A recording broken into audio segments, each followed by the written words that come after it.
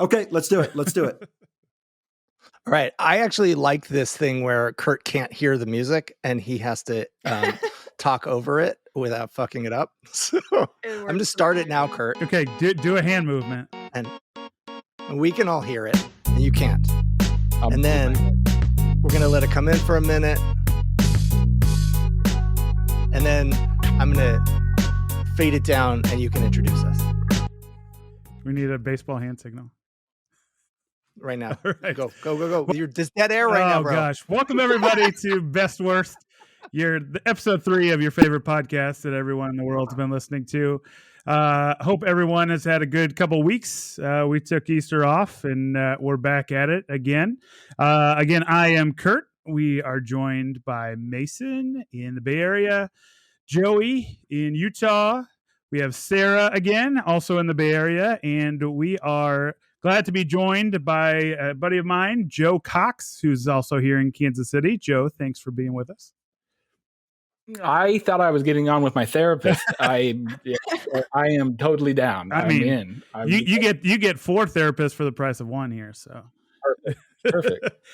Quick intro on Joe. So Joe, he runs Pop Marketer. So that has lots of tentacles under it. That's his business, but also he has a podcast.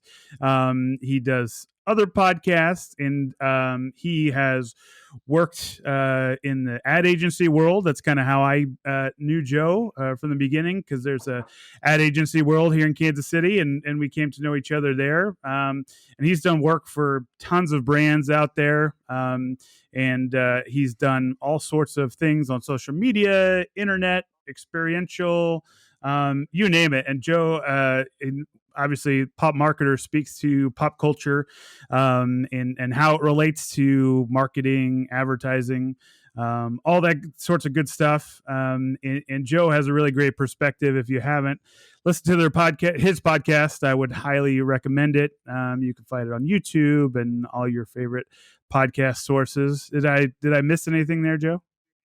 No, 5-star review, please. God help me, please. You forgot to say smash that like and subscribe. No, it's you got it right. I mean, and I try to keep. I'm a person that always believes in like hyping up the stuff I really love, and like I usually just kind of things that get me like psyched or nerded out are the things that I really just talk about, and I don't usually talk about the things that I just vehemently hate too much. So I'm like, this is great. I get the best of both worlds. I get my best and worst kind of opinion today. So I'm psyched to talk this out. And I think after, the first couple, I think we need a little more controversy, I think, on some of these. I think we haven't had too much, the disagreements have been pretty minimal, I think, so far. So hopefully we'll get into some a little bit more disagreements. But today's topic is Facebook. One of the more ubiquitous things I think we could probably pick out there. Certainly it's a part of our lives, whether you're on it or not. Certainly it's a part of pop culture. It's a part of business. It's a part of just everyday life, and whether you are experiencing it on a day-to-day level or even just in passing of how conversations start, things like that. It is a pretty ubiquitous part of U.S. life and world life. So that's what we're going to get into today. And so I think, like usual, so far, I think we've been starting with the best parts. And so, but I guess first, it's probably, we talked about this before we got on air. Let's do a quick check of our group of 5 here. How many of us are still on Facebook? Let's start. Actually, I think it would be interesting to talk about when we first got on Facebook. Good. I like it. And then we can bring it to how much we use it today. Because I don't know how you guys are, but my journey through Facebook has changed quite a bit. Yeah. Well, go, Mace. Yeah. Oh, okay. Geez, I didn't prepare anything, but I'm just kidding. No. So Facebook, I think I checked before I got here. I think it was founded in like 2004. but I don't know if you guys remember, you used to have a university. Like, it started out as Harvard only, and then you needed to have it was only for like certain universities. And I still had my college, I had graduated, but I still had my college email active. So I was able to get on Facebook very early. So I was on Facebook early days, probably not 2004, but I think they opened it to like 2005. And it was like a daily place you went, and they had so much promise because it was a way to keep in touch with your friends and your family and to share what was going on. And I think like we were talking a little bit about the early days of the internet when everything was novel and new. And it was so exciting to be able to share something funny or to see what your friend who had moved across country was doing or up to, or someone your ex-girlfriend that you hadn't seen in a while. You could stalk them. And then, what it's become today is very different. Absolutely. Yeah. What about you, Kurt? You were an early Facebook guy. Yeah, well, I mean, I was pretty early on a lot of the social media things, different characteristics. So yeah, no, but I don't think I had a EDU, but yeah, I think pretty quickly after it came to the rest of the world, I was on there, and I mean, I'm still on there. I certainly am not on it nearly as much as I was, and that's probably been the last year. I think I really winded down that portion of it, and a lot of social in general, Twitter, Facebook especially, has winded down.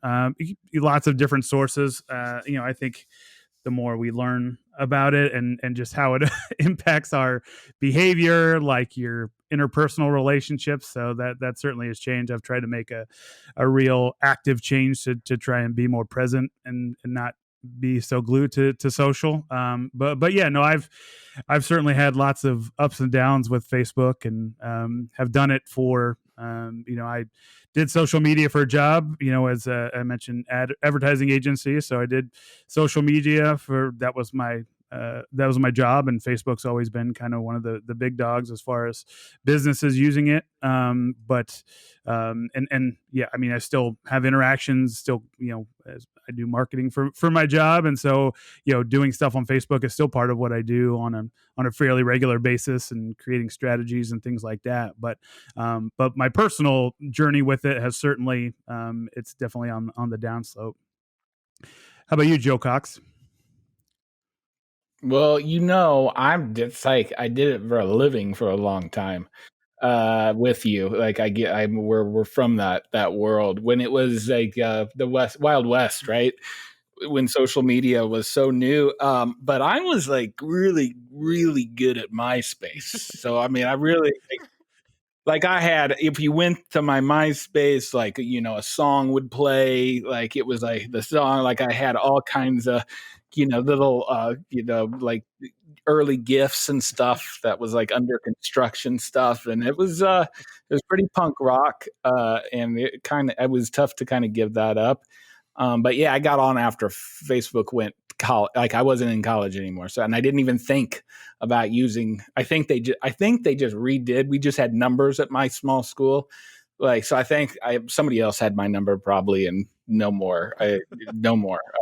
I'm so glad you brought up MySpace though, because I feel like we have to do a shout out to MySpace, who like it kind of invented this idea.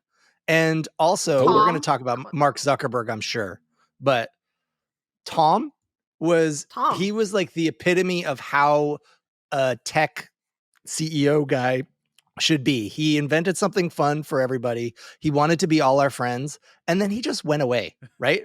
I think he's worth like $100 million, which is more money than anyone will ever need. And he never ruined the planet, and he never like tore the fabric of democracy. He just kind of like went off, and he's a photographer now. The irony, the irony of that is the guy that's trying to, tear apart the fabric of society bought MySpace, Rupert Murdoch. And he ended up buying MySpace for some ridiculous amount of money at the time.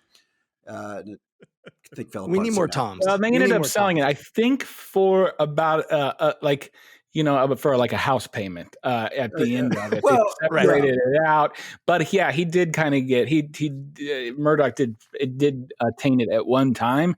And I will say it is also funny because MySpace, even in the early days, we still signed a lot of things away whenever we signed up, but we had no clue what we were doing. There could have been like your soul and firstborn, and we were like, no matter, I don't care. Like, why do I need it? And then what happened was, honestly, those rights are literally still being used. A lot of other people. The only reason MySpace was actually valuable at that time was all the data that they had on people and all the rights you'd already kind of given away. They were able to buy that and then utilize that for whatever they wanted to. That's sad, but like that is even in the early days, we were signing away our rights. That's very interesting.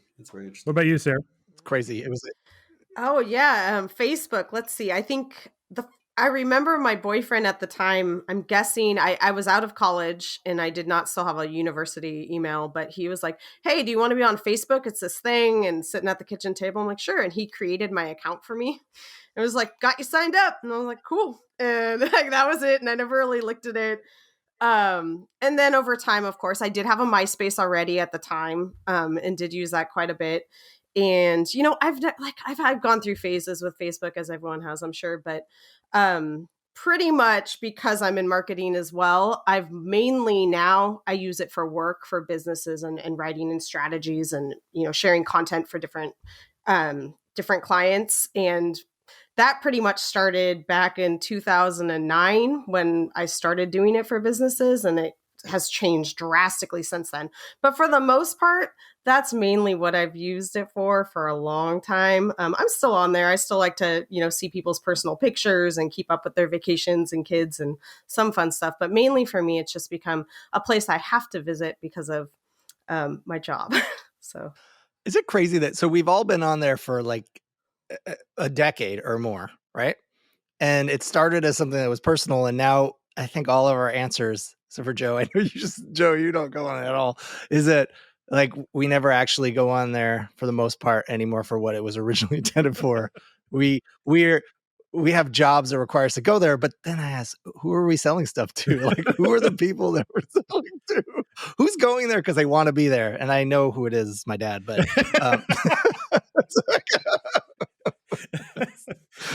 shout out to Jim. The baby boomers, I think now they're the ones who are actually like enjoying Facebook. Oh, for sure. So if you want to call it that, yes, they're enjoying. Yeah. Yes, in a sort of way. Enjoying being poked and prodded and sort of amped up a little bit. So Joe, what about, because you were on Facebook at one point. What's your...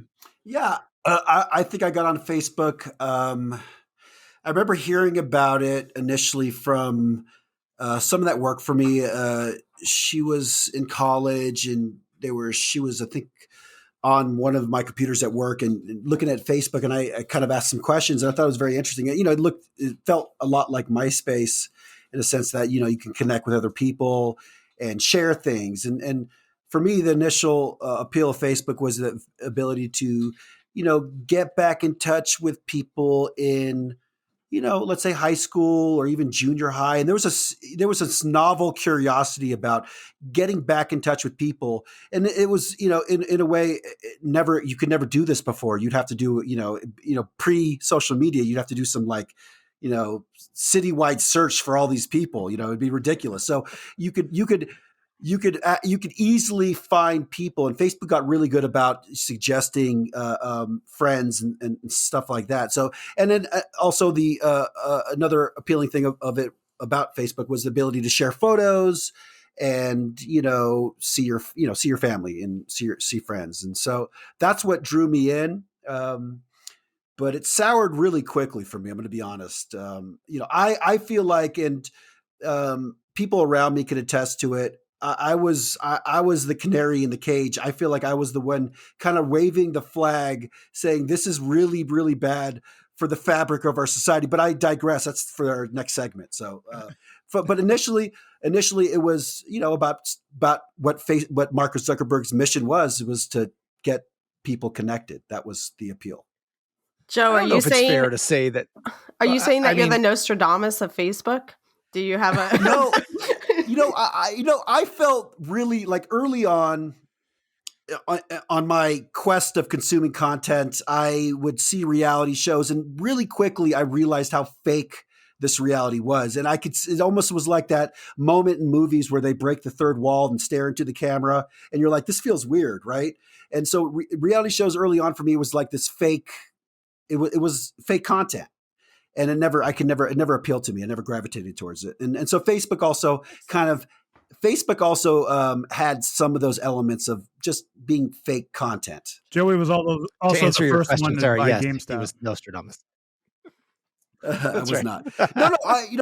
Honestly, this is honestly, I was early on in saying that Facebook is, the social part is really bad, and I feel like I was probably telling maybe unsophisticated people this. I don't know, people that were not thinking about Facebook in a bigger way. And we're ready to hear I can vouch for that. You told me. Yeah. You told me that. So. And no, Mason, you're not unsophisticated. He has a witness. Mason, I know you. You think about things in a complex way, in ways that are not just face value. And I felt like with Facebook, I kind of took a step back and I just didn't like what I saw. Yes. All right. So I think. Go ahead, Mason. I was going to ask you guys just real quick roll call thing. How often do you guys go on Facebook now? Like, what is it? A daily, weekly? What? Sorry. Well, currently I monitor an account. I have a couple of clients where I monitor the account, so I have to go on, but I go on for businesses, so not for myself. So you're on daily for businesses, or several times a week? At least 5 times a week, like 5 days out of the week. And how much time are you spending on it? Probably, I'd like to say probably about an hour a day. Okay. On those 5 days. So like 5 hours a week for work. I actually go on quite a bit because I have OCD kind of, and Facebook figures out how to send you notifications constantly, even if you never use it. Yeah. And so like every day I see my fucking Facebook has like the little notification that there's a something, and so I have to log in. I have to log in and clear it. And I go on there almost every single day, and then I spend approximately 10 to 12 seconds on Facebook daily. So like zero it out to get the red saying dot out. Yeah, and every time I say don't send me notifications like this again, and then it of course it figures something else to send. And I don't want to turn them off entirely because sometimes people tag me or send a message, so I don't necessarily want to miss those things. And so I can't figure it out though for business accounts, because even you'll think you'll clear them out. It's not like the personal where you see them and you get rid of them and they'll come back up. Like I'll go back in and I'm like, no, it'll be like, there's 3 more alerts. I'm like, I've already seen this alert. So anyways, that's for. Oh, I'm glad I'm not the only one. I'm still right. I'm like, I'm the worst at this. Yeah. Like I just can't get, and if I can't get the red circle or like it's got 3 notifications, if I can't get it, it's like rage quit. I'm wrong. I don't come back for a month. Yeah, exactly. I took it off my phone because especially over 2020, took it off my phone. I do look at it 100%, but it is on my laptop, right? So it is smart. Like, okay, cool. I just couldn't do it on my phone. And I was just like, dude, it wasn't like I was in like, I'm not that hot pursuit person who's just like, all right, who's up next? And I'm just going to take out anybody who has those opinions. That's just not, I get it. It's very human, but it's not me. Right. But it was just putting me in it wasn't doing value for me, especially in 2020, which was really rough, for everybody. So it was like, dude, I just got to, at least for the time being, toss it off that, but totally still keep up with it. Just, and then when it's not in my hand everywhere I go.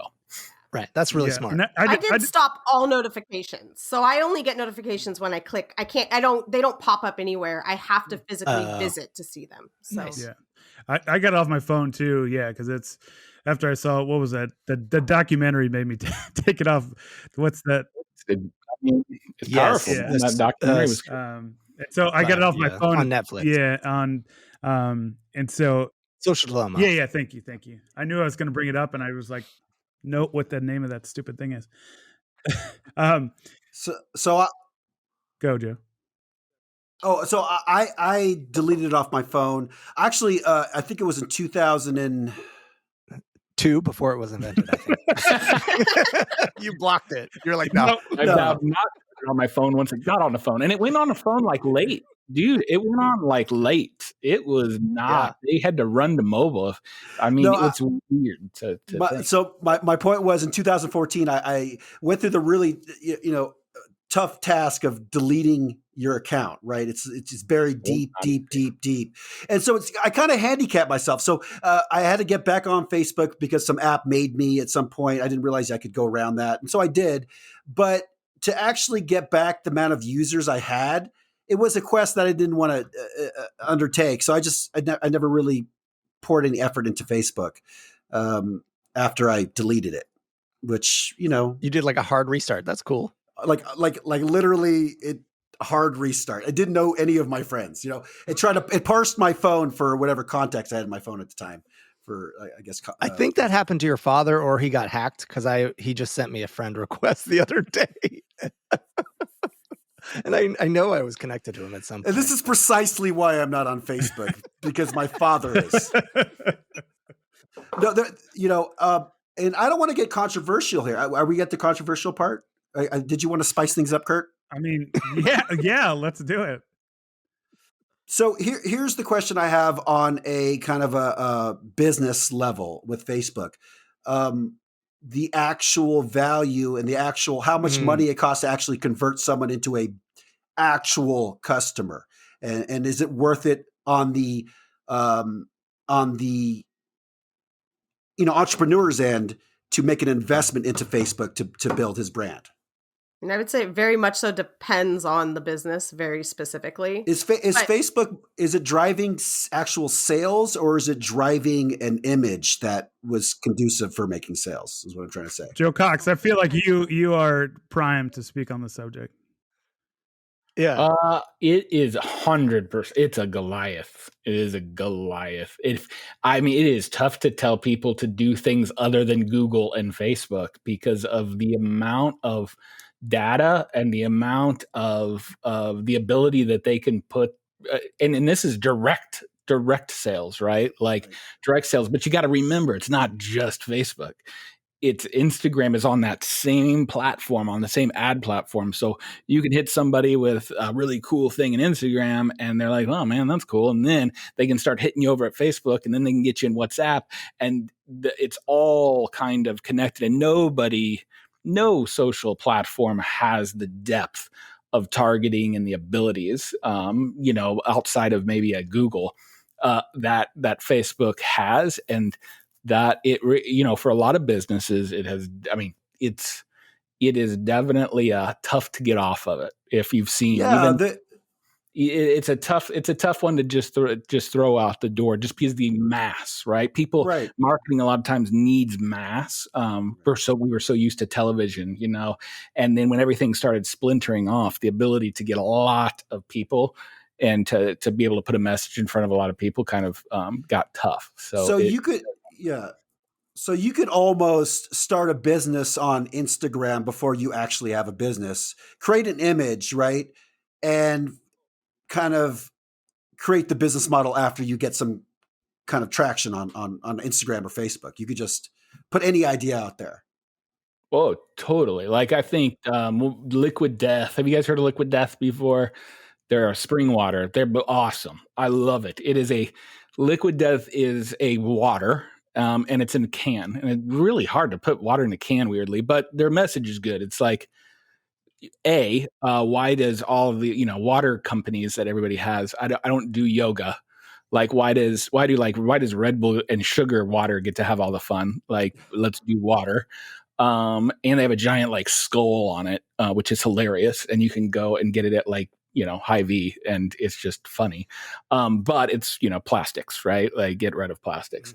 Mm-hmm. They didn't know if people would buy into it. So they put this video on Instagram, like you were saying, like for this product that didn't even exist, just to start to gauge, are people into this shit? Like, are people, before I start going down and spend $1 million to try to figure out how to like can water, are people into this? And they got a ton of press and people were pumped, and they didn't even have a product yet, but they had now the ability to say proof to the people that were like going to invest some money into it, to be like, cool, look, we have 100,000 Instagram followers. And that's my impression, is that Facebook, what they're really good at, correct me if I'm wrong, guys, is that because they know so much about people's kind of personality in a way and what makes them tick, that you're able to give very targeted advertising. So you can really narrow your demographic down to a specific like age, gender, personality type, interest group. I remember hearing a story about a guy who did a prank on like his roommate, where he made this Facebook ad that was so specifically targeted, and it was like very local, that it would only ever be seen by his roommate. And then he would put these ads in it where it was stuff that was just a little too aware of his roommate, and his roommate was like, dude, I don't understand what's going on. Facebook knows me too well. They're advertising this stuff based on what I did this morning. And he was, like a picture of him, and it was like, yeah, really amazing. Yeah, he kept it going for like a couple months, and then I guess he went a little too far, and finally his roommate figured out that his friend was fucking with him. But man, I love that. I want to do that now. That was so smart. Yeah. All right, so let's get into. I feel like best is going to be a shorter discussion than worst. So, yeah, I'm curious. Like, what's the value? What are you guys getting out of it? What is the value for you? And if it's business, it's business. But I'm really curious if there's like, because if it's business, and this is a question that we can talk about, but I'm curious about comparing Facebook and Google. Like, Google is still providing a search engine. That's their value, right? People go there because they're looking for information. If Facebook for all of us now is only business, then what's the value to the people who are still using it to get value out of it? And then how long will it live if it's not valuable to us anymore? And so that was all right. I didn't mean to throw you off there, Kurt, but I'm curious to hear what the value is. I'll run you through my list of best and I'll kind of I'll go with my actual, what I think is the best first. So I have communication tool for business is one of them, just because it is another communication channel to hit people in a different way, kind of like Joe talked about, and you can reach some of that mass, and you can hit people in a less expensive way than your traditional TV radio has been. So especially for, smaller business, it certainly has been, I think, helpful for a lot of those folks.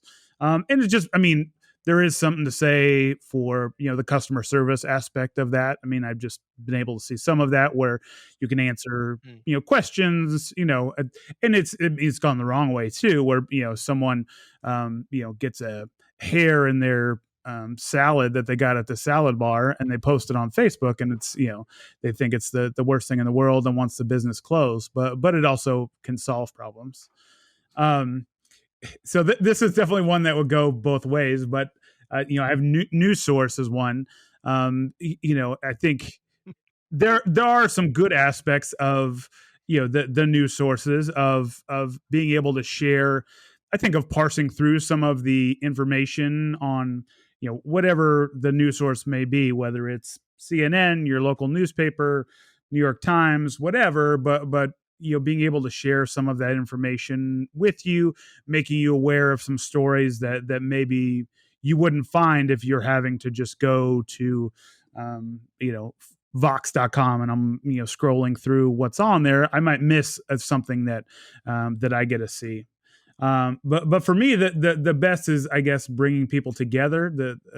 And I guess part of that is just connecting people who might not be able to connect, like Joey referenced, there's being able to see, people you grew up with, or, family that lives across the country. And then, I think there's also, again, it can go the wrong way, just like most of the stuff with Facebook. But some groups on there where you can share information about a certain topic, where and I've seen there's been some valuable where people have gotten support, or that especially some like minority communities, or LGBTQ communities, where they can really have some of that support that they need, and realize maybe they aren't so alone in the world, and some of the things they face, and some of that shared experience I think they can have, where if you live in the middle of Kansas and you don't see a whole lot of gay people at your high school, maybe you're connected with some of those on Facebook, and you realize, oh well, maybe I'm not so different than what's out in the world. Mm. Or you can connect with weirdos who have used to be stuck being weirdos with strange. Yes, yeah. I agree with that. I think the connection part is really that's where it started, and it is. I do have friends from high school, people who I never really stayed connected with, but I still see them. I see them having kids, and it's nice. But then I like my least favorite day on Facebook is my birthday, when a bunch of people who I haven't spoken to in 20 years are wishing me happy birthday. And then I feel, again, because my OCD comes out, I feel compelled to individually thank every single one of them. It's the only day, except when I'm like really drunk, that I actually write things on Facebook, that I actually post, is when people write me on my birthday. I'm like, God damn it, I have to go thank all these people. No offense to anyone from high school who wishes me happy birthday. Thanks, I appreciate it. Now I won't comment next time. Somebody is not getting a birthday wish next year. Please don't. No, really. You can text me. I like when people text me or call me, but Facebook, oh no. Yeah. Easy solve. Take your birthday off of it. You really can, and then it just goes away. I could have done that. I could have done that years ago, but I didn't, and that should tell you. I just wonder. Well, I'm always curious. Who wants to say happy birthday this year? There's a weird thing, and it's part of it's my own fault. You're totally right. I could take it off, but I have this, and it's part of the reason why I think I don't turn off the notifications is I do have like a fear of missing out on connecting with somebody, or I feel like I'm closing off a channel of communication that could, every once in a while, someone reaches out who I'm really touched by, and I'm able to say hi to them, and just so I'm like, I feel I've never gone to the distance that Joey did, where you delete your account entirely, because I'm like, I don't want to close that door entirely, because every once in a while I'm able to just say hi to someone, and it makes me feel good. For the most part, I always just feel gross. You never know when E40 is going to he's going to listen to episode 2 and be like, hey, thank you for saying all those nice things about me on episode 2 of your podcast. Hey, let's be friends. Exactly. Facebook has mastered how to channel FOMO. If you have FOMO, you're in trouble. You want to know what's going on. You don't want to miss out. And I do. And I do. I bitch and I complain about it, but I also am like, I want to make sure I'm not missing an important notification. All right. What about you, Sarah? Sarah, what do you like about Facebook? So my list, I've got a lot of sort of repeats, but one I would say top of the list is I have met a lot of people traveling internationally. And that is the only place where we've remained in contact. And it's kind of surprising. And it's like one of those things, like you just said, Mason, where it does bring me joy. Like people will contact me out of the blue from, oh, remember when we were in Prague in 2010, and we'll have photos on their memories. I've never seen these people again in person, but we do communicate, and I see them now married, having kids, and that's really awesome. So for like the international travel connections, which would also, I think, fall under just communicating with people, family, friends, pictures, keeping up with people.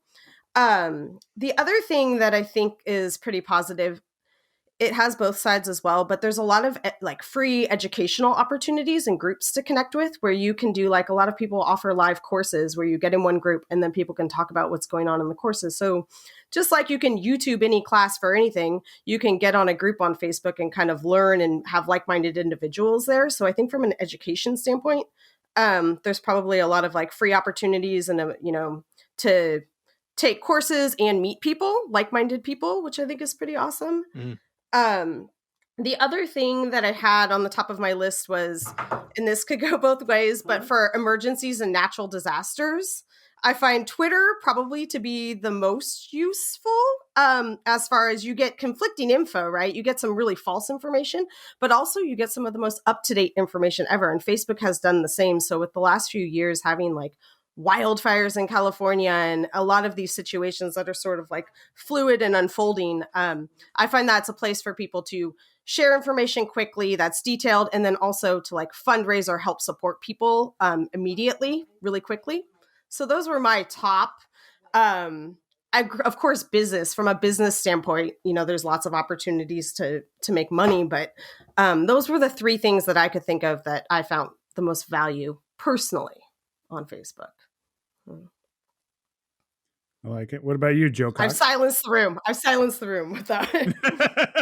That was good. Those were killer. Yeah. Or Those were shattering, really well was it thought that out. shattering, We're like- guys? Still arguing. I'm looking at my list, like rewriting. Oh yeah, that was great.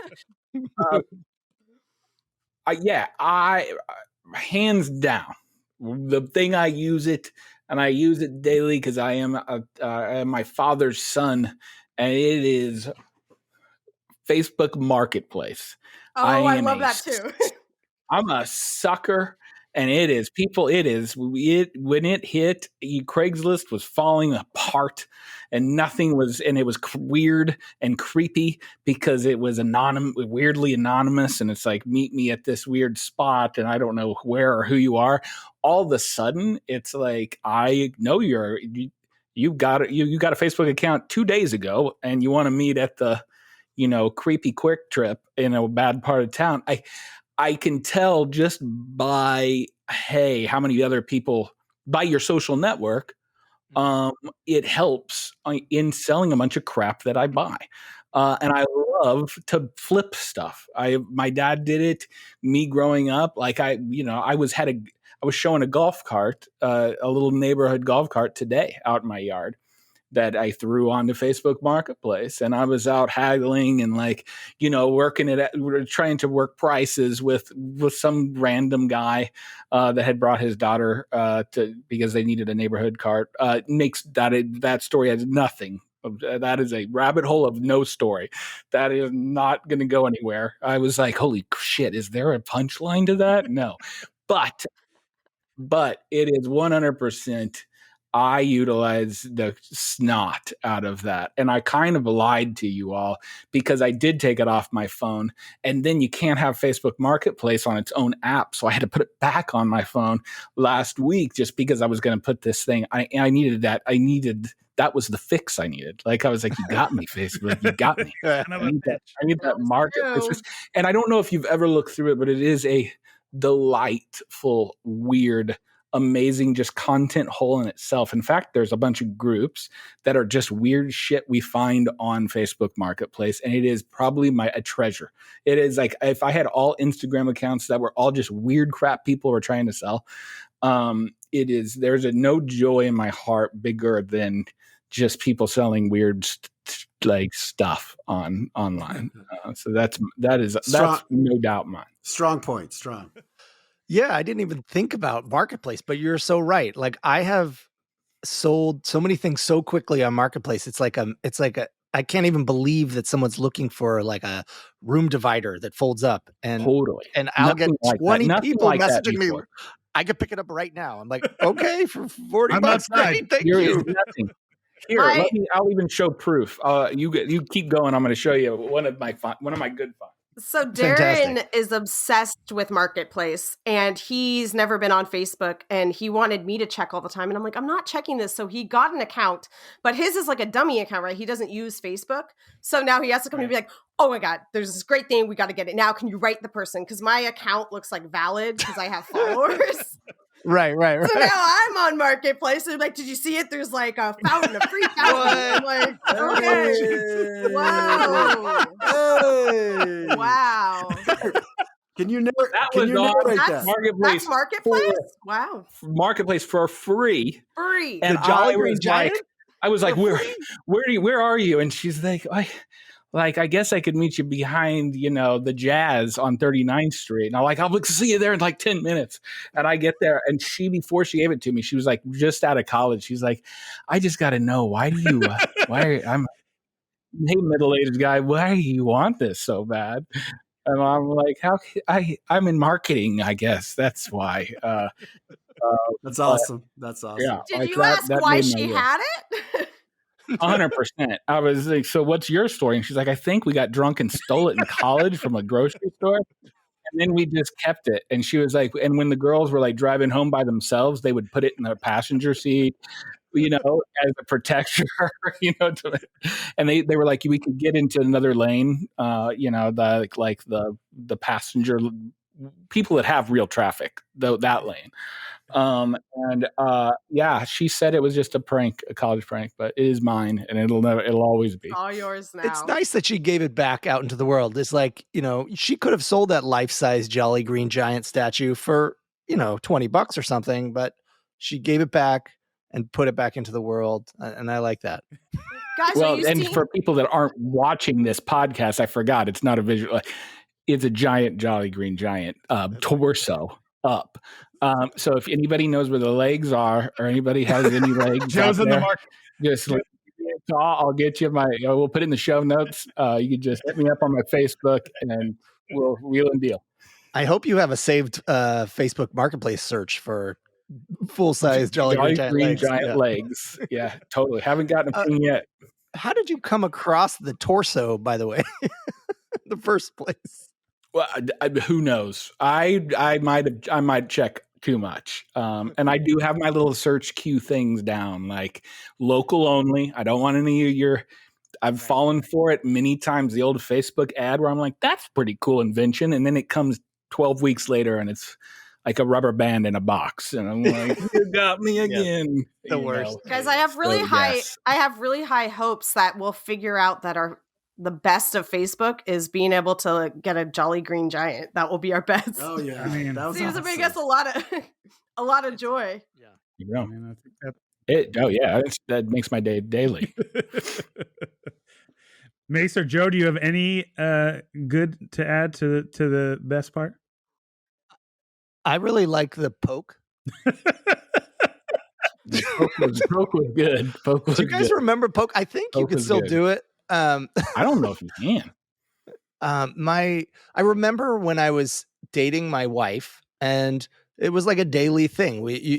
Sometimes you would check in and say hi, but you always had to poke each other because we were first dating. Well, yeah, we were also living. So we had a long distance relationship. So I was in the Bay Area, she was in Southern California, and so it was like daily we had to go in and make sure we poked each other because that was a thing, and it was one of those really simple features that was just fun and existed for no other reason than just to be a little bit of fun and cheeky kind of checking in with people.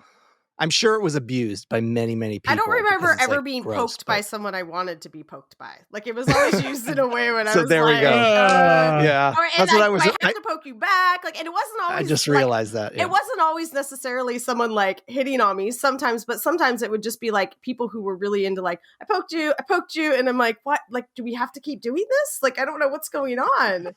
But there is that awkward what you just described is like cute. Like, I'm like, oh my gosh, I really like that. So 2 different experiences. Didn't anybody at Facebook watch Meatballs or any of the 80s comedies that would have told them that poke might not have been your pig in the poke, European Vacation? Like these are sure that's why they made it. Like it was Facebook. Facebook was started as a response to, do you remember Hot or Not? Like, yes. yeah. So The Mark rating. Zuckerberg started Facebook as it was a hot or not site for Harvard. And that was why he made it originally. And then it evolved into more. But so there was some like male chauvinist stuff happening at the very foundations of when it was created. So I'm sure that the poking was meant to be somewhat of an assault. I'm sorry, Sarah. I apologize on behalf of all men. Thank you. Apology Don't ever accepted. poke I don't know if I ever For poked me, you. I don't know can't if I speak did. for all Yeah. women, but for me, I'll take it. But there was that awkward, like at some point, either it was me or my wife, we poked each other for the last time, right? Like somebody stopped. I don't know who it was. I'm taken out of context. This is the weirdest conversation. It's kind of sad. One last poke. Yep. You guys are you guys used to poke all the time, and you guys just stopped. Yeah. What happened? You get married and stop poking each other.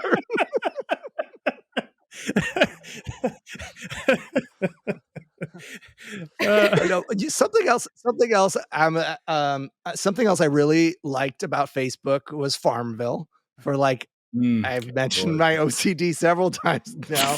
That was before there was the jewels that you line up with colors. There was Farmville where you had to come back constantly to check your crops. That got me for like a week, and then I was like, no more. I had to remove it.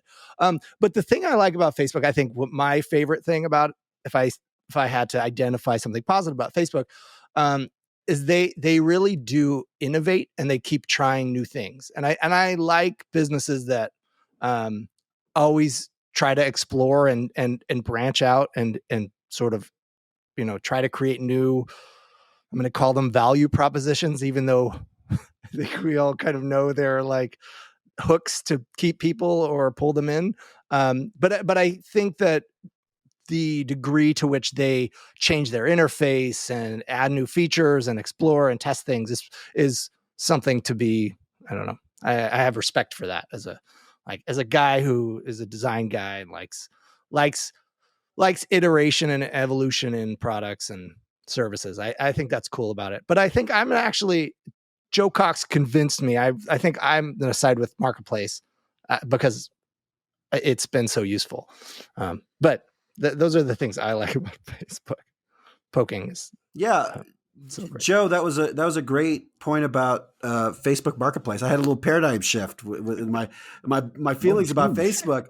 No, a little bit. Yeah, but for me, when we were teenagers, because I'm assuming we're all about the same age, more or less. When we were teenagers, the early days of the internet were like these bulletin boards where you can go to and meet people with common interests and share stuff. And Facebook really took that to another level and amplified that, where you can find common interest and find your echo chamber. I mean, I know it sounds like a pejorative, like echo chamber, but it is an echo chamber. You find things you're interested in, and you find other people interested in it, and the algorithms just take off, and you can really dive deep into anything you want to and find people that are have common interests. So I think that's one of the best.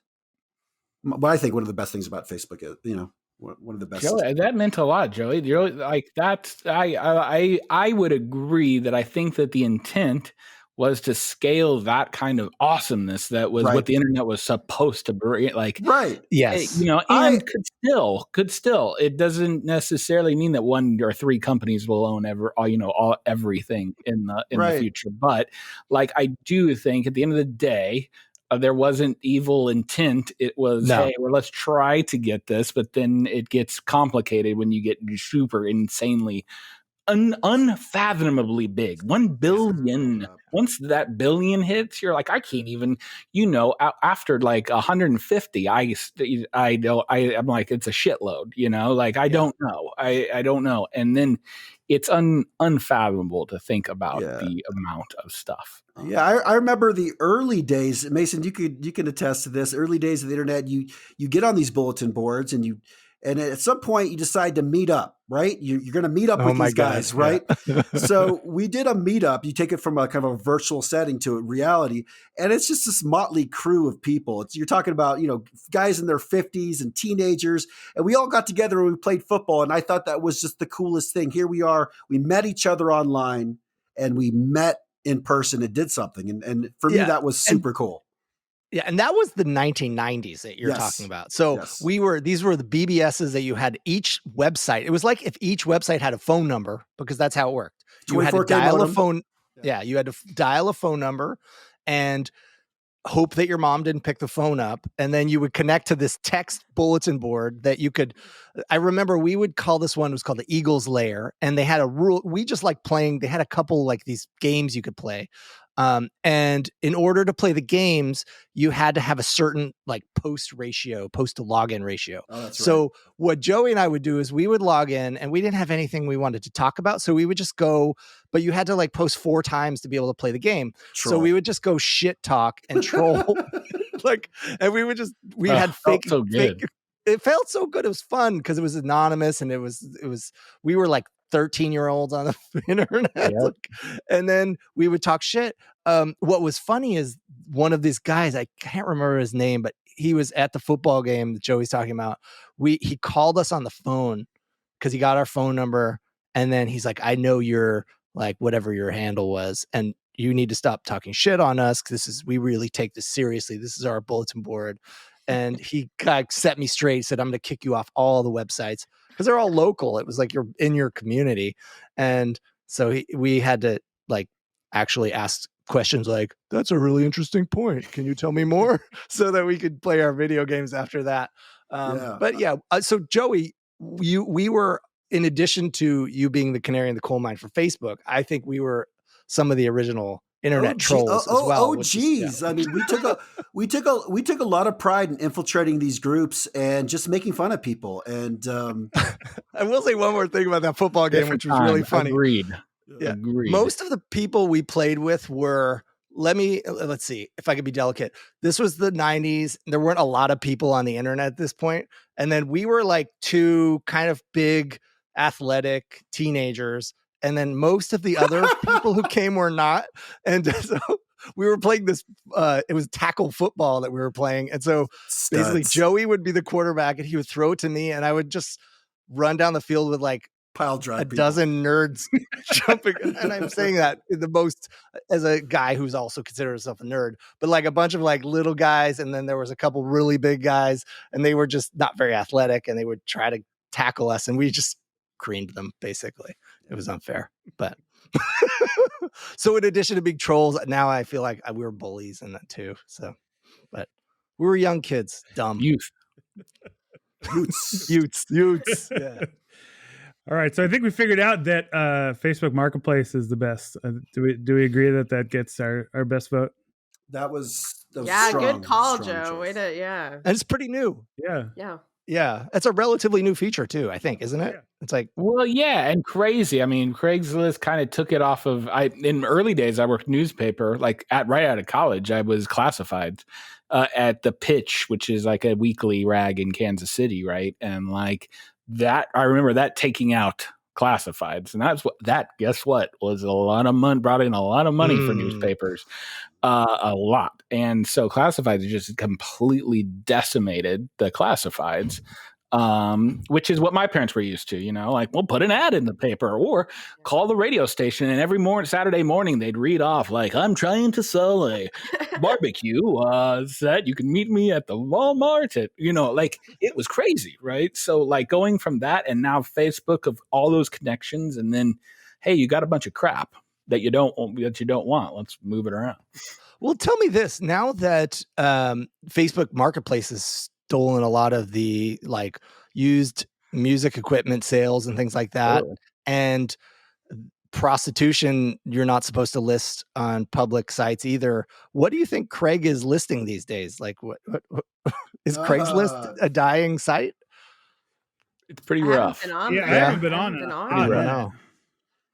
I bought a patio set off of Craigslist about 2 weeks ago. Oh, Whoa. Okay. Okay. How Maybe was so. it? Yeah, so you can still get it. I think it's there as one of the choices. But next door is another one that's kind of rad. Right. Like next Yeah. door is like Yeah, got a next bunch door's of good. stuff, and I don't even have to go far. I just, I'll come down. And the street. actually, this is a really hot take, by the way, but maybe Facebook, maybe you can get better deals on some of those, kind of other sites, because Facebook Marketplace is so, such a robust site with lots of, it's a little bit more sophisticated. So maybe if you go to a Craigslist, you might find, a couple that's a little bit older that doesn't really go on Facebook Marketplace. Is this a hot take, or is Facebook Marketplace the only spot? You're right on. I think you're right on. Yeah, I think you are definitely going to, but I don't know. Facebook, I deal with a lot of people that aren't used to the gift of like, they want a lot, but then I'm able to be like, you just want to get rid of it. So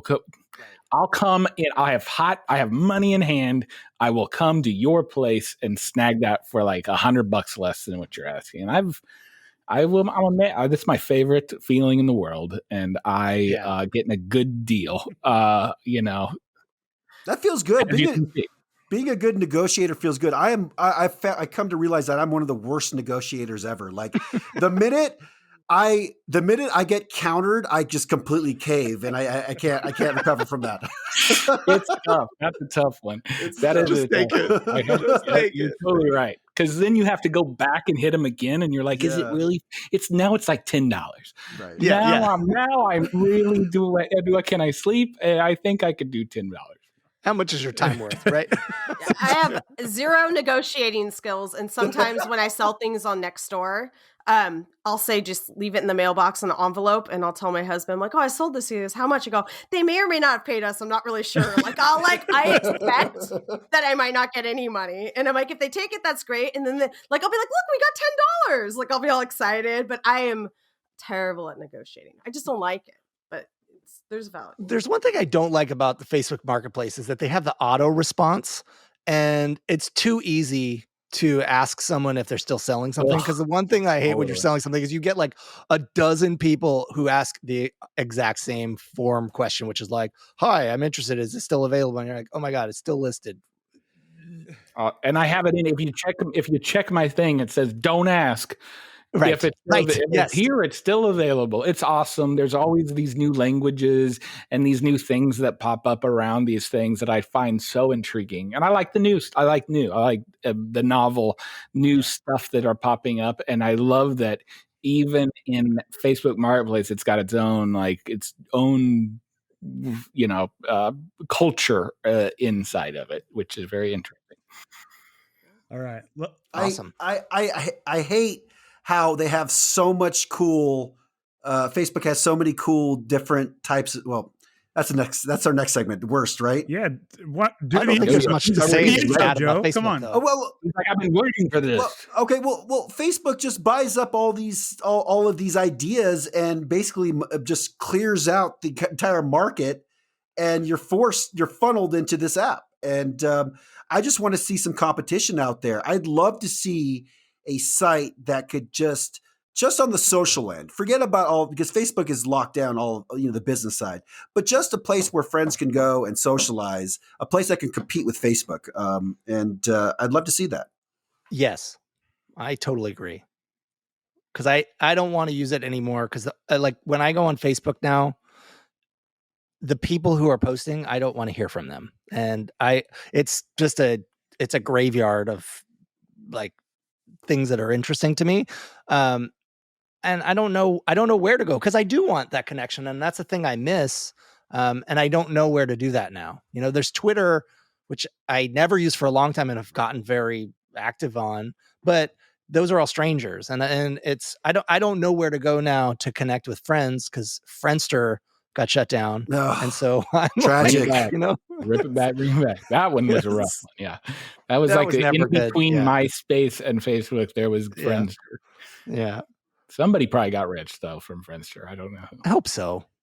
God bless them all. God bless you. Great name. God bless you. Yeah. They had a good name. Yeah. Mm-hmm. So what is it, Kurt? What? Joe, you guys are what's the next big thing where are the social people going? Where are people connecting? Here's my thought on that. Like, It is okay. So I think at its top, MySpace had like 25 million, right? Yeah. To think about maybe 50, I don't know. I mean, it gets bonko. But when you think about a billion, whenever you think about the scale, it is so. It is it is going to be very tough to get a scale like that. Yeah, as TikTok and all those other things, like maybe, but it's if you've seen that, it's just not the same. It's not the all you can everything in one shop, right? Like they've parsed it all out. So now it's like go to Clubhouse over here and get your audio, but it's streaming audio, so you can't. It's not like podcasts. You got to tune into it. That's like now they're dissecting just really small pieces that allow for that. It's going to be really hard for a corporation or a company to come up with that next thing. And Facebook is they're smart enough to want to, like, that's why they got Instagram and other things. They'll want to own the future. They know Facebook's not going to be.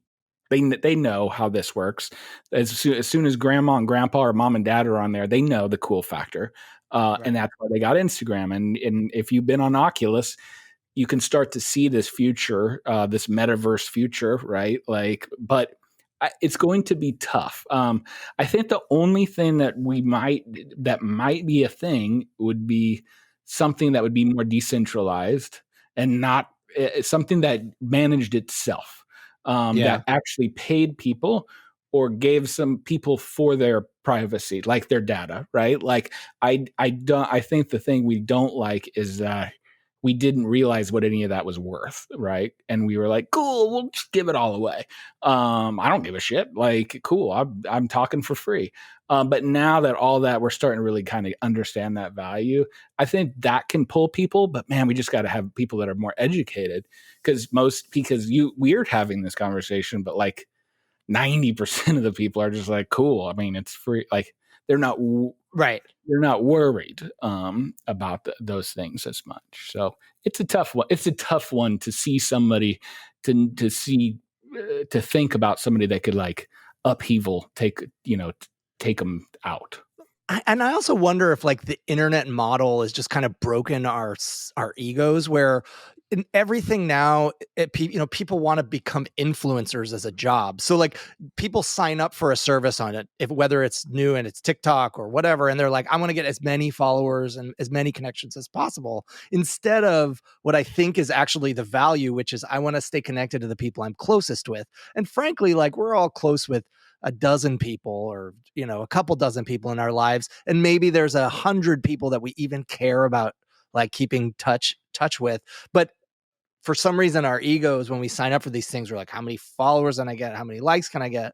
And so we end up breaking the services that are start out good because they're a small network, and then we add too many people or they become too big. I mean, Facebook, the scale that you talk about, got so bad that they didn't have enough people to translate, like to do content moderation in a certain language, and it literally caused a genocide in Myanmar, right? Because they didn't have enough content moderators, and they were propagating this hate fake news that was incited riots and resulted in a bunch of people being murdered. That's a problem, obviously, with scale. And it also is just it's I don't know how I'm tying that into people just wanting. I just want some friends that I just want to like keep in touch with my friends. Why can't Google Plus come back? They had circles, and you could create a circle that was like my close friends. And I actually thought that was a brilliant thing that Facebook should have done, where you could really intentionally create groups, and view and search different groups. But that's what Twitter does. Twitter does that. In a sense. Kind of, but I don't know. I'm not friends with any of my actual friends on Twitter. I don't know, but I mean, follow. I'm connected with you guys, but you're not my actual friends. So I just Yeah, I do think that scale has been a huge problem for Facebook. Joe, you talked about the kind of intentions when it started. Mason, you talked about intentions in the sense of, it started off as a kind of a hot or not site. And, Joe, you talked about how, the intentions it wasn't a negative kind of start, but I feel like in terms of scale, it got too big to be able to kind of control its effect on the greater society. And I think this has become a huge problem in terms of the warping of truth, the injection of cynicism, the partisanship, the echo chambers, the decimation of the newsprint industry. It's greater net, and I talk about it with my brother sometimes. Net negative, right? It's a net negative. But unfortunately, we're all kind of tied into it because it's a giant industry, and like Mason was saying, I'm not sure, or Joe, you were saying, I'm not sure what's next. It will be interesting to see what's next, because eventually this will break something. It's this machine that we created. It's going to break, and it's gonna have some very negative consequences. And maybe we'll just go back to farming, because it will have broken the entire infrastructure of the technology. It was interesting. I saw I'm sorry, Sarah, real quick. John Bonner. Do you guys remember him? John Boehner? He was the speaker. John Boehner, sorry, he was the Speaker of the House, and he did an interview where he talked about how when he first came on, 2000, I forget what year it was, but it was kind of the start of Facebook really kind of blowing up, and he saw how it had an effect on just how it had an effect on just his colleagues, how it changed people's perceptions of reality, and it fucked everything up. Pardon my French. Yeah. How dare you? I know. I thought Mason was going to say maybe we can all just go back to playing Farmville, and I was like, "Oh wow!" And you said farming. I was like, "It's a start." Has anybody popped open Farmville? I mean, like, I've never played, never. But anyways, I think I played. Don't do it.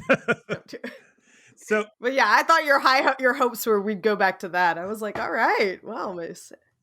So because I've been writing a list for our topics. So, but really, I mean, to me, it's like the insidious nature of Facebook is to me, it's the worst part, because, in watching that social dilemma, it preys upon, that addictive nature, just how they're engineering it to, I mean, like you said, Mason, it's OCD. And, I think you're, probably better than most, but when people see that, the red circle or, they go on there, I think, it's that addictive nature. It's that FOMO. They're really capitalizing on that to make it impossible to put it away, or, oh, I'm going to delete it off my phone. But, like Joe said, oh, well, I got back on it to get on Facebook Marketplace, or, and it's same with, like, you have to keep up with the Joneses, that they're making sure that you're, trying to stay on track with it. It's just that constant insidious, I have to be on there for whatever reason. I can't put a finger on it, but I have to be on there. You know what, though, Kurt? Here's the thing that's weird about that, is that I think that we often talk about Facebook as insidious and they are trying to addict you and blah, blah, blah. I actually don't think that any of the engineers who work at Facebook, or even Mark Zuckerberg for that matter, intend to do that. I think they realize the consequences. But what they've done is they've developed an AI that is really just giving people what their base nature is asking for. And so the problem is not necessarily that Facebook is insidious. It's that we are a bunch of ego-starved kind of people that are suffering from some weird conflict, dealing with the scale of connection that's possible with the internet, and our own idea of a sense of self-grandeur and things like that. I don't know what the psychology is, but I feel like we're doing it to ourselves in a way. Do you disagree? I don't think that someone intentionally made the like button to fuel our brain and to make us addicted. That's what happened because we love those little sort of reinforcement moments, Yeah. and it feeds something that's empty in us. That's not good. Well, Mason, just real quick, you don't think that they were engineering or monetizing how long users stay on their site, how to get them back as quickly as possible. So there was a little bit of intent there, because behind the scenes, they were all about getting more users. And how do you get more users? How do you keep them longer? How do you get them back? Yeah, I mean, I think but if we were engaged, yeah. I mean, I think maybe in the early days, but I don't know. I just feel like in the last 6-7 years, I feel like that has shifted where it is, you know what I mean? Like they certainly they do know, the consequences of it. And I think they're doing it for specific reasons. I think in the beginning, it's, like the poke or whatever, that they had some, it's, that a cool little, oh yeah, that's cool, I like it, but now, I mean, I think they've figured out it's that little dopamine hit that gets you and fuels the next one, and you're looking for something else to get that next fix. And so I think what had been kind of a cool internet, some figuring out some cool features has moved on again. I mean, and again, just my take, but to more insidious aspect, excuse me. It's totally like, I would agree. I think if you go worst is the algorithm, right? Like yes. the worst is the algorithm. And yes, it's the documentary, and sorry, it was pretty right on. And there was a lot of people that, and I try to take documentaries with some grain of salt, just because there is an agenda as well there, right? But here's where it comes down to, is that the algorithm, and I hope we have to learn from it, but the algorithm is going to feed what you programmed it that you wanted to. And whenever we live in a society that we do, and it's a public company, there is zero, it's public. Shareholders want more money every quarter, right? Like, so and the only thing we have to sell is ads. Like, that sucks too. Like, the whole internet, we didn't even change. That was what TV was and everything. We didn't even get any smarter. It was just like, just ads, like, but now we have, little video ads and big video ads, and the algorithm wasn't evil either. It just said, cool, when I post this thing, I don't even know what it is. I don't know. I'm an algorithm. Yeah. I don't know what I'm posting, but I know that people love it. And when they say love, it means you can't thumbs down. So it's like all thumbs up, or it's engaging, meaning, there's so much conversation around this video when I play it. And it just, like we've all seen the documentary, but it was very much the polarizing stuff is what gets our goose, right? Anger is what it is. Unfortunately for us humans, it's just the emotion that is the easiest get, and we were moving so fast. I think we're like toddlers learning to walk. We're still so early in this that it was bound to get weird.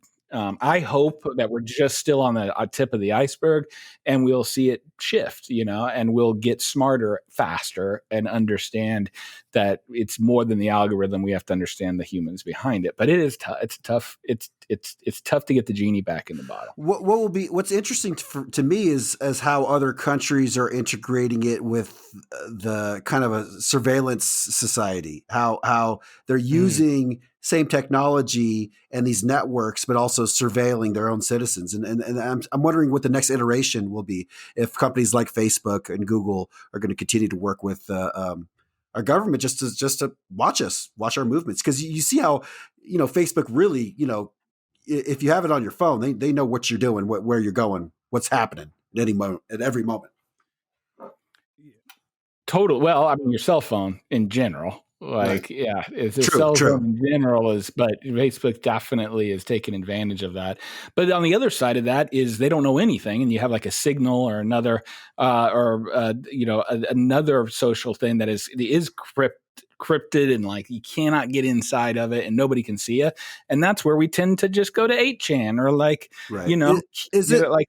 So it's tough. I think it's so damned if you do, damned if you don't. That is just like when you get that many people go completely so nobody can see anything, and it's going to go bad.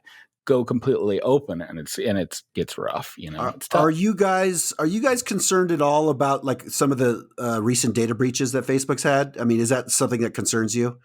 Your data and your kind of your accounts? All the data the breaches concern me. Like I find it so absurd that we have these credit unions that are responsible for determining like our credit worthiness, and then they're getting breached. And like, I feel like there is from the data perspective, I think that there may be a play for someone to come along and create some sort of open source version of Facebook that lets us opt in. And Joe, you mentioned this earlier, where we're in a little more control of our data, and we can say, because we know we're going to get ads, we know people are going to sell us stuff, and where we're able to say, okay, I'm going on a vacation, sell me vacation stuff. And we're part of that decision where we're saying like, we're giving up a little bit of our privacy and indicating some things that we want to buy, but then we're getting more contextual information and ads that are relevant to us, and maybe even getting some of the money that or that we could either donate or whatever it may be, where instead of it being this black box that someone's selling our information without us knowing, we kind of know what information is being sold, and there's a little bit of a marketplace for that. I think that's something that could happen. What concerns me is the engagement algorithms that Facebook leverages, and all of these things leverage that you touched on. Like, the thing that gets us the most fired up and keeps us engaged isn't happy, positive interactions, right? It's not liking baby photos and seeing my friends, because that only happens once in a while. It's how do we get these people pissed off about something and really like just frantic or afraid or scared, or like, and then you have to set up us versus them for every single issue. And I don't have to tell you guys that it almost on every single issue you could think about, that's happening right now, where there's like, you're on this side or you're on that side. It's black and white. And because that's what gets us fired up. I remember being on Facebook in arguments with people about politics or things, and like your whole day would be ruined because you just had this black cloud over your head, and you're formulating what you're going to say next. And you don't even know what the response is going to be. And you're like, oh, I'm so pissed off. I'm going to get them. And it's legit. You are engaged, but it is not healthy. And as long as we are just optimizing for engagement, we're going to get people pissed off. We're going to make them hate each other and basically ruin people's lives. It's and I don't know what to do about it. Because of the scale, I don't know what to do about it. That's what it makes me. It's like an existential crisis. It really is. It's like, it's not the computers deciding and realizing that the humans are bad for the earth. They're just giving us what we want to keep us engaged. And what we want is to fight with each other. Could it be possible that we are overblowing Facebook's effect on society? Totally. Like, I mean, we're putting too much into it. Well, I think that we get to a point of, if it wasn't going to be them, it was going to be like, it was already happening. If it bleeds, it leads. Was already there in the 80s. And I mean, that was TV. And I'm sure that people would have the same, if there was podcasts back then, people would have been having the same conversations about TV is completely, radio is completely, just books have completely, like, now people can read. Like I guarantee it is just how it moves, and it's going to do what it's going to do. And it would have been something else. But it at the end of the day, it took what was going on there, and the algorithm turned it to a dial that I haven't seen before, especially when things got strange over 2020. Man, you really saw that dial. And then I really saw that there is a lot of people that really don't have the power. They don't even know what's going on. But like you said, I've been there where I'm like, I'm just taken over. I can't help myself from 8 paragraphs. And I've been in social for a long time. So I got that out of my system and really learned about myself to say, and I'm in my 40s. I'm like, dude, I can't. Don't do it. There's no engagement at all. But I'm telling you, 90% of people are just getting there. A good amount of people. And I watched really, really smart friends I'm like, dude, you got to get off. you got to do something other than that. Like, you got to go to the bathroom or something. Like, you got to get out because, it just is, you can really tell it is just, it's really deep in our brain to want that. Yeah, the specificity of the algorithm is what's really, I think, makes it so much more powerful than like the news and books and things like that, because it can be so specific. And it's funny because I'm a lifelong liberal person, okay? And I have watched people go on TV, especially since the Netflix documentary came out, and they talk about how all of these people, they don't realize they're getting fed curated information and news that just kind of reinforces what they already believe. These stupid, it's always like the stupid poor Republicans, right wingers, they get this fake news and the same news. I mean, the same thing's happening to them. The thing that blows my mind is that the people saying this they don't ever consider that maybe I'm also in my own echo chamber, and that maybe my news is being curated, and maybe I'm hearing what I want to hear so that I feel so smart and that the other guys are so dumb. And it blows my mind because there are very smart people who are just convinced that they happen to be right about everything.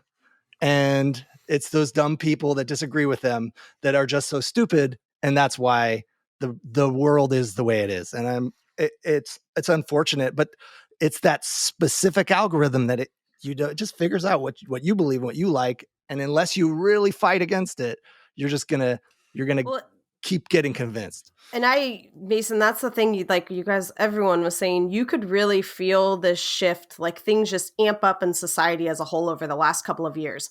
Not just because of what was going on in the world, but just in general, like things got a little stranger and you're like, what is it? What is it?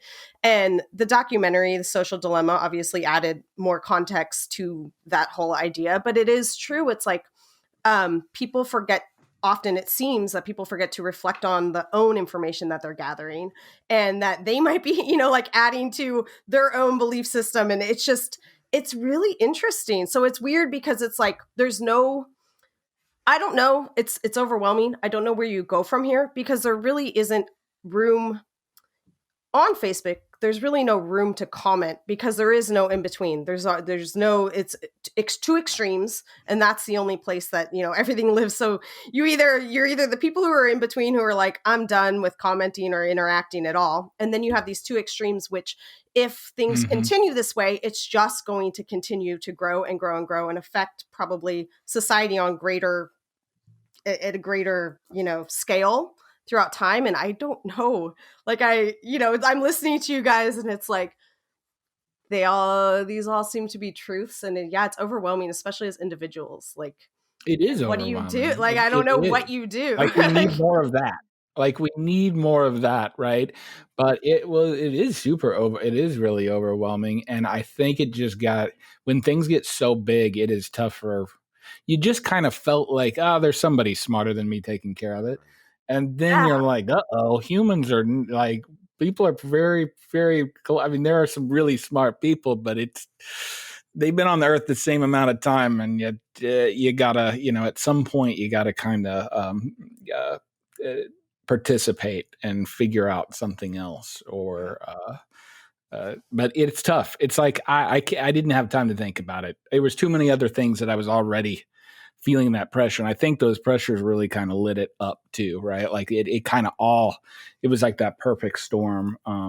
But I would rather I'd rather see it and do to be able to do something about it. I'm fine with it coming out that way. I would way rather it be in the light than be still, in the dark, still controlling us without us knowing, because I'm right there with you on that kind of idea that you don't realize it's happening to you when it's happening to you. And that's why it was so tough to even know, like, what do I believe myself? It is really tough. And it is one small throw out that I will say that for me, it's like this idea of media literacy and check it out. There is the I'll send the link for the show notes, but media literacy is just a skill set beyond just reading and writing, of understanding intent and context and all these things. It's going to be so crucial for kids to understand and learn. But it takes it takes an education to get there. It's scary because now we have Facebook and Twitter and Google as our core sources of information, and they're now censoring information, right? They have someone who, I don't know, maybe a 22-year-old intern, who is flagging or hiding posts from people who are university professors who have an unpopular opinion that doesn't line up necessarily with status quo. And they are blocking it from people seeing it. They're censoring information. And that is what scares me, because as media literate as individuals can be, if the information is no longer accessible and you don't have this marketplace of ideas where people can debate and have conversations, where do you go? I always learned that was a really bad thing, especially for our whole, the whole idea is based on free marketplace of ideas. And God, I know it's tough for people to get, but it is, we should definitely take notice whenever. I wouldn't want to be in that place where I'd have to be between this. It feels like things are going really bad. Should I take this down or not? I don't even know the right answer. I know I'm 99% time always on the side of keep it out there, even when I vehemently don't agree with it, unless it's going to hurt somebody. And I think that's where it gets right. I think we're going to wrap up soon, but it's funny. We talked about kind of how Facebook affects society at large, kind of the macro effect of Facebook, but I don't think we really touched on the micro effect, the individual effect, how it affects our senses of our self-esteem, how it affects. We haven't really studied long-term how it affects teenagers and kids long-term. This type of social pressures that we didn't have to deal with, quite frankly, as kids. We were lucky that we got to go through high school with just normal pressures of being a teenager. I can't imagine what it's like now.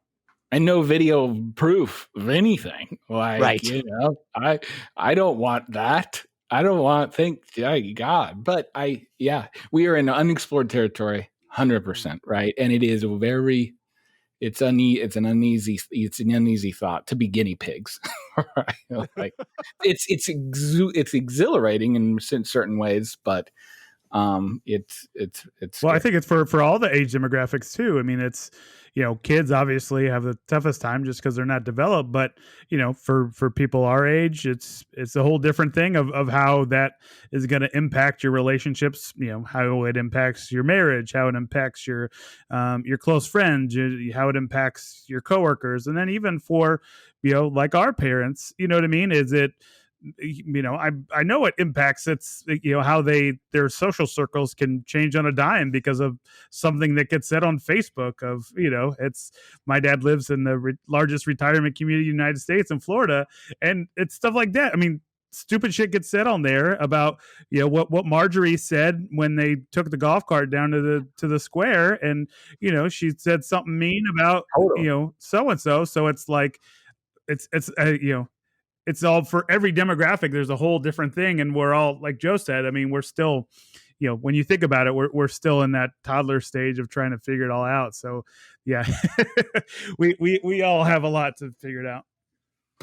Well, and that whole idea that people seem to still feel like they're somehow protected, so they'll just say anything online. They'll say the meanest, rudest, and like Kurt mentioned, it happens to all ages, but it's unbelievable what people are willing to say online to people, and very damaging, I'm sure, over time, some of the things that people say. So unbelievable. Agreed. It's crazy. It is. Marketplace. I'll see you all on Marketplace. We love you, Marketplace. Yes. You got an offer. If you got an offer, Joe is ready to hear it from you. That's right. So if you know where anybody can get any legs, giant green legs, mannequin legs, about 8 foot, I would assume. Or a nice golf cart. Keep an eye out. Or a nice golf cart. Yeah, I get a good one. I mean, it's a little beat up, but it runs. Sweet. Well, are we putting a bow on this All thing? right. I think so. That's a good one to end Yeah. on. You can't beat Jolly Green Giant No, eggs. I think that's our main theme.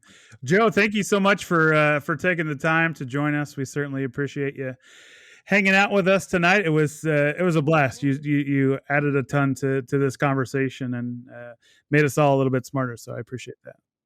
Gang, I love what you do. It was awesome to come on and kind of jump into the group here. I mean, that's like my favorite thing. Like, I love it. And great conversation, and was super easy to jump on anytime. I'd love to come back anytime. Yeah, and don't forget to go You're follow. like, Yeah, right. thanks. Nice Call to meet you. you. We'll call you.